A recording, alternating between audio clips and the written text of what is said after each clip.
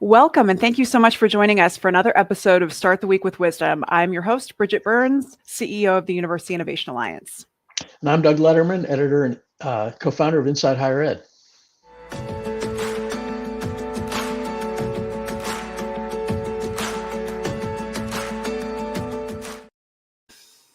Each week, Doug and I team up to have a conversation with a sitting college president or chancellor to try and surface insight that's based on what we're going through today, but also ideally hopeful and optimistic for you at home. So on this President's Day, we have the most presidential conversation, which is perfect for us. Yeah, we're joined today by Thomas K. Hudson, who is president of Jackson State University in Mississippi. He rose to the presidency about a little over a year ago after a period as an interim and having been a special assistant to the president and chief diversity officer there. Welcome, President Hudson. Thank you so much for having me.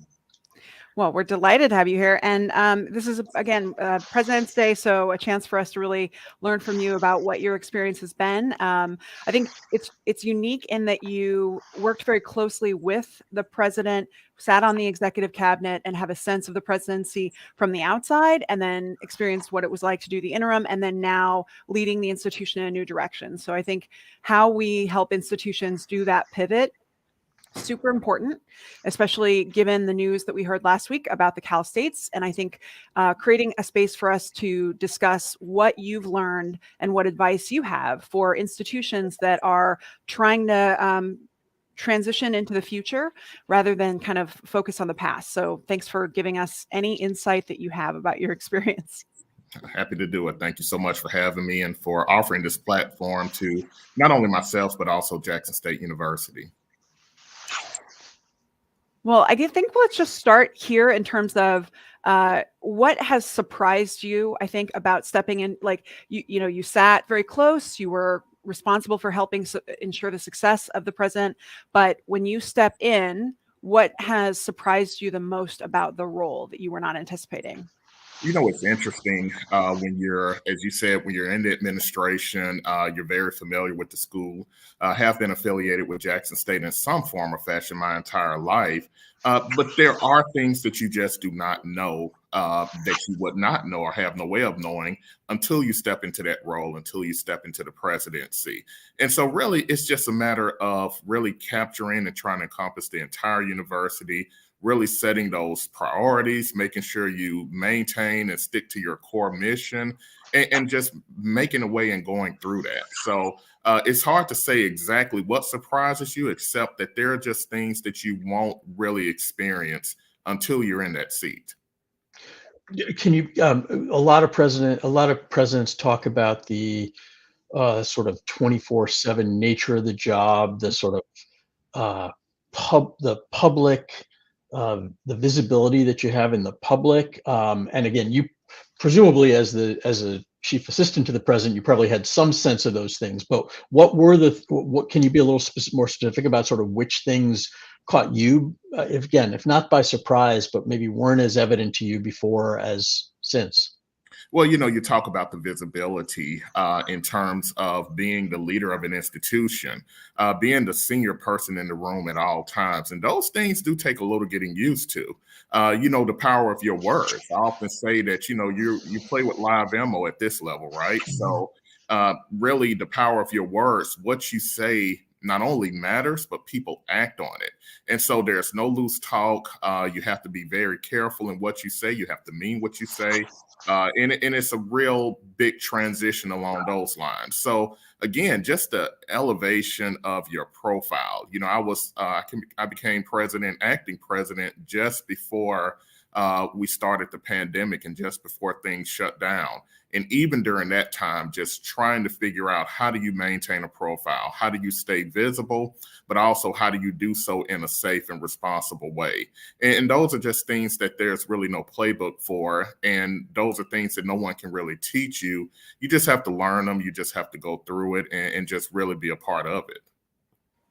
So I'm curious about, so think about the other institutions who go through transition, especially right now. I feel like there are so many retirements and resignations being announced because frankly, leading right now is in many cases, people think not worth it. And so we're seeing this mass exodus, and those of us who are left at the institution grappling with change and like, keeping things going and momentum, when that happens, I feel like you have sat there. What advice would you give, not just about Jackson State, but from the outside?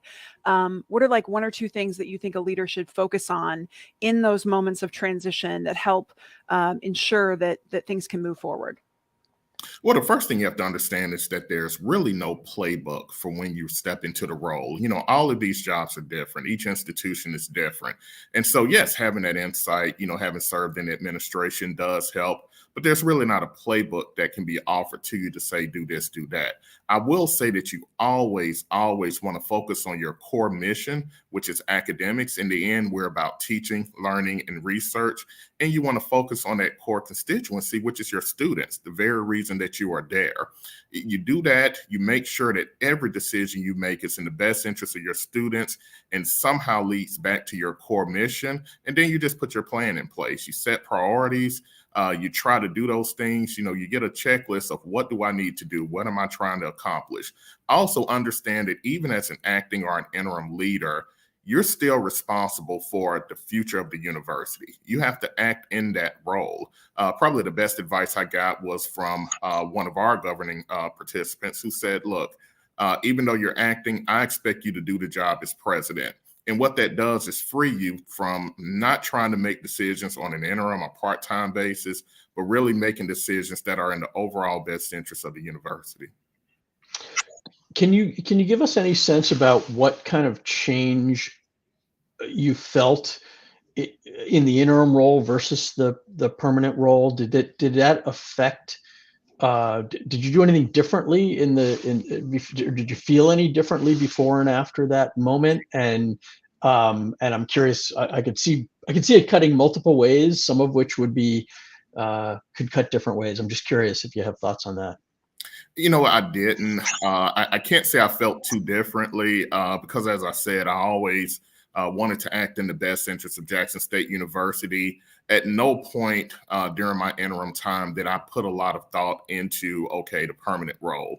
What would it take to do the permanent job? I was laser focused on Jackson State during that time. Not only were we getting ready, when I started, we had, of course, the pandemic was just on the horizon, but we're also under our reaffirmation period. We're accredited by SAC COC, and every 10 years, you undergo a reaffirmation process, which is very extensive, comprehensive, deals with all areas of the university, both inside and out. And what that allowed me to do was really focus on that big, humongous task that was looming. So again, you just maintain the focus on your core mission, your core constituency, handle the business of the university, and keep your focus there. As long as you're doing that, I don't think you can go wrong. And again, you always have to have the future of the university in mind, even when you're in a role that may very well be temporary. So I'm curious about the constituencies in particular. Are there any constituencies that, as you navigate from interim to permanent, or you're thinking about moving forward, say many of our institutions are advancing new strategic plans or they are advancing new initiatives, is there a constituency that you have found outreach to that was really important, but you might not occur as the most important to others, but you found to be actually far more relevant as in terms of helping the institution? Well, you have to know your audiences, and you have to look at the various constituencies. Here at Jackson State University, it was very, very important to reach out to the alumni and get those alumni on board, myself being one of them.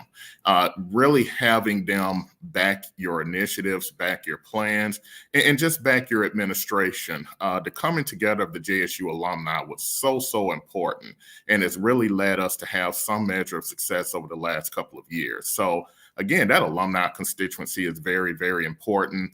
You never want to forget, of course, those who you work with, your faculty, your staff, and those who support the work and who are really on the ground doing that work. And also, of course, your student constituency. Again, that's your core constituents. Everything we do is for the students, and making sure they hear you, making sure they see you, and making sure their needs are being met. Do you think your history as an alumnus it makes a difference in how in how alumni view you? Do you think I don't know what the numbers would look like if we figured out what proportion of presidents are alums of their institutions, but what do you think that's a significant factor in how you do your job there? Well, it does help. I mean, I'm the second. There have been 12 JSU presidents. Let me back up a little bit. There have been 12 JSU presidents, and during our 144-year history, and I'm only the second alumnus president, and the first in almost 40 years. And so there was, some bit of a pent-up demand in terms of having a JSU alumni serve in this role. That does help. Also, I know the language, I know the concerns, I know some of the longstanding history, the longstanding concerns, and what really the alumni are looking from the leadership at Jackson State University. All of those things are helpful. You do not take it for granted. You don't just assume that just because you're an alumnus that you get some automatic grace. You have to put in the work in terms of alumni engagement. But what being a part of that alumni association does is, again, gives you a little bit of a leg up in terms of knowing the key constituents, knowing what those longstanding concerns are, and it shortens that learning curve that a lot of presidents have when it comes to alumni relations. So that's I think that's super interesting that you're only the second alum. That is, I do think that's interesting, Doug. You should write that piece. Do a regression on how many institutions have ever hired alumni, because that's a pretty important question. So I'm interested in turning to how you have seen yourself evolve as a leader. In particular, I think in the last 2 years, let's talk. So obviously the fact that you come into becoming president in the midst of the pandemic is wild.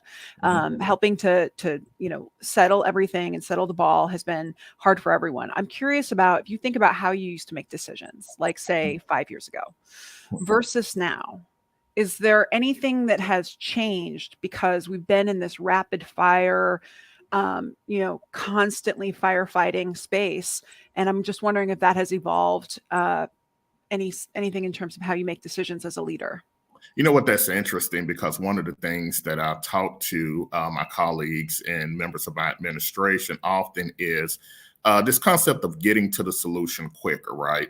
Not staying so much in assessment mode. When you're in a leadership position, you're constantly evaluating, you're constantly in some level of assessment, but you cannot stay in that mode. You have to get to solutions. You have to make decisions. So if anything, just the response time and the response rate in terms of how sooner you get to the solution when you're confronted with problems. You just really don't have a lot of time to linger. You have to be willing to make mistakes. You have to understand that, hey, this is what we're going to do. This is the course of action we're going to set.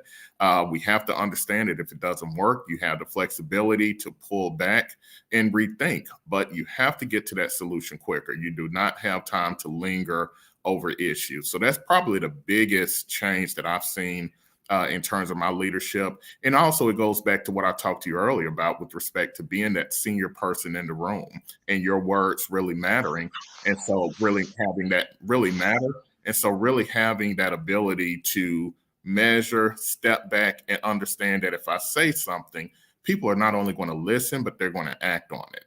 And making sure you measure your words and understand the impact of such. There's been a lot of talk in a lot of circles about the challenges of keeping colleagues, particularly, I mean, students are sort of separate matter, but engaged, feeling motivated, keeping us all sort of charging forward in this, what has been a sort of permanent sprint for a long time. And I'm curious sort of what tactics, strategies you have used to keep your in concentric circles, but your closest colleagues, your cabinet, and then more broadly the sort of faculty and staff at Jackson State, continuing to push forward in what has been, a slog that just doesn't seem to, and staying focused on that mission.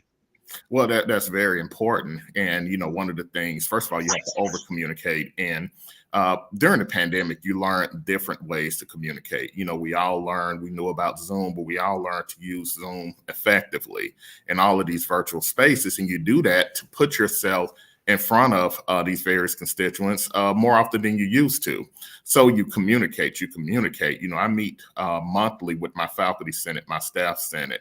I meet biweekly with my administrative team individually. And once a week, of course, we meet as a body. And you're constantly pushing those themes, those messages.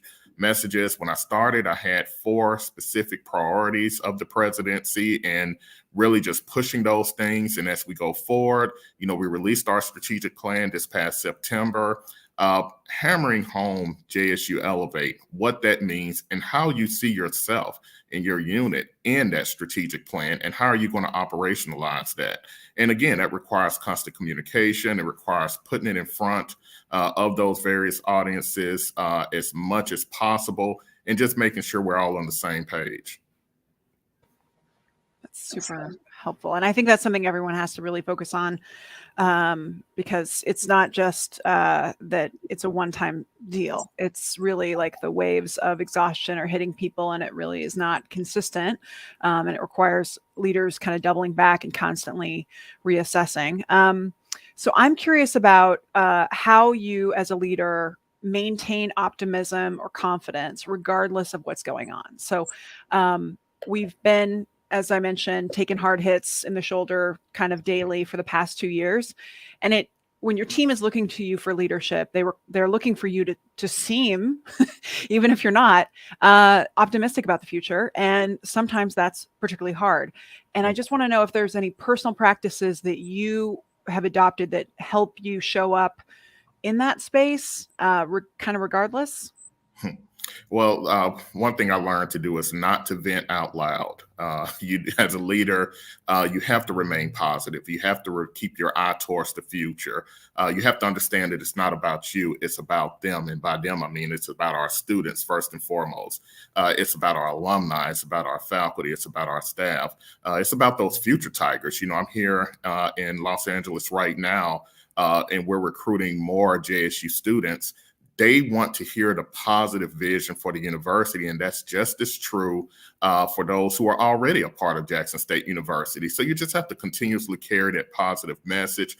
You have to stick to those priorities. The reason a strategic plan is so important, because you have to be able to rally and have everyone align under a common set of goals and objectives. And then you have to continuously communicate that, make sure you operationalize that, make sure people are seeing that. And so that's what I do. And that would be my advice to any leader.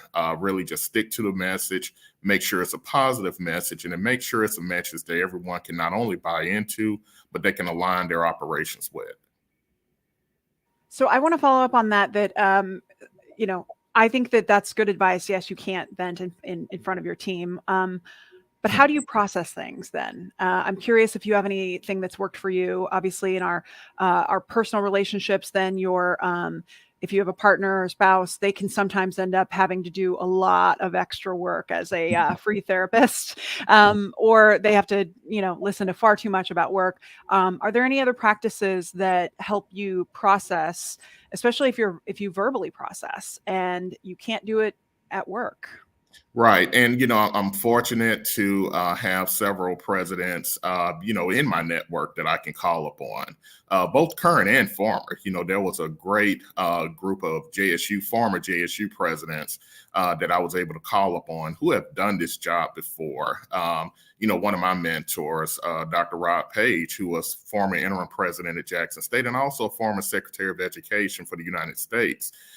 Just a wealth of information and knowledge on leadership, dealing with various situations. Our President Emeritus, John A. Peoples, who was the first alumni president to be at Jackson State University. Again, just a wealth of knowledge and information, people you can run things by, and people who understand exactly what you're going through, and just having that home life, that stable home life where you can go and just sort of get away from everything, get away from the moment.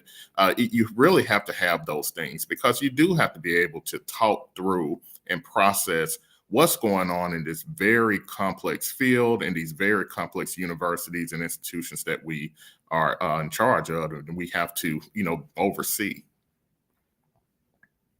It makes me want to go to a question of, because I think it might relate for you, of a book that you find yourself consistently recommending to others. Well, if I had to choose one, and of course there are many others, I try to read sometimes for pleasure, right? But when we talk about leadership, probably my favorite book on leadership is called The President's Club, written by Michael Duffy and Nancy Gibbs. And what it deals with is the transition of power, the relationships between U.S. presidents, going back to the Hoover-Truman relationship, going all the way forward. And it just talks through how leaders interact with each other, how that transition of power, the previous administration oftentimes will set the direction for your administration, and really this idea that really these roles, the United States, Jackson State, any great institution exists on a continuum. We often think of it as a set of distinct administrations, but when you look at it, we all exist on the continuum. We all build on the work, the great work that was done before us, and we're just here for a time, and it's our job to make sure we leave it better than we found it and hand it off to the next leader. And that was one of the best books that I've seen that really captures that thought. That aligns with my leadership as well. It's such a good book. Doug, have you read that? Well, so one of the things that I loved about it was discovering that one of the only presidents that didn't ever have a president's club, because there weren't any presidents who were living to serve in that role, was Nixon. And you think about the value of having allies that you can talk about this stuff with. And I'm not sure how many folks have read that book, but it's a fantastic one. So that's a great recommendation. No one's ever recommended that on the show before. So thank you for doing that. I did want to end with the advice that has been most useful to you as a leader. Who gave it and what was it? And that's a great question, because if trying to boil it down to one or two, right, when you've gotten had so many great people really want to pour into you, and I've had a number of wonderful people pour into me. But I guess the best advice that I've been given was, by Dr. Page, who I mentioned before. And it's really about finding yourself in that role, finding yourself in the role and the responsibilities that you've been given, and staying true to yourself, staying true to your core values, and staying true to the core mission of the university. That much is very important. And then I'll name another one, if I may have a second one, is Dr. Ivory Nelson, who is here at Jackson State for a period of time and has been the president of three separate universities. And he talked about never forgetting about the business of higher education, the nuts and bolts of what we do here. How we deliver our product, the way we market our product, and how we pay for our product. The business of higher ed is something that has to be always first and foremost in your mind. One of the things that I was told very early is, making sure your first responsibility, making sure the university has the resources it needs to act in accordance with its mission. And again, never forgetting the business of higher education. So those are just two things that, amongst many that I can name, that really help frame my thinking and frame the direction I've taken this role. I lied about it being your last question. So I do want to ask what advice you find yourself most frequently giving to others who are aspiring to leadership. Well, similar, and it's great, again, finding yourself in that role. The core, never forgetting about the core of what you're doing, the core mission of what you're doing and of your institution. Never forgetting those things. And, again, just finding yourself in this role, and finally setting those priorities. You have to work under some sort of plan. You have to be working towards something. And it has to be something that that's both known and others can buy into. So again, never straying from your inner core, never straying from the core mission of the institution, having that priority list that others can see and align and work towards. Well, that was wonderful. Well, thank you so much, President Hudson, for being here with us today.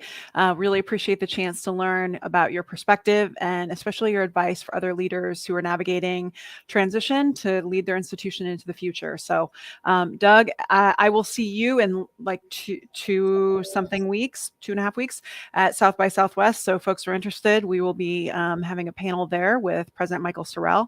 But otherwise, we will see you all very soon. Thanks so much for being here.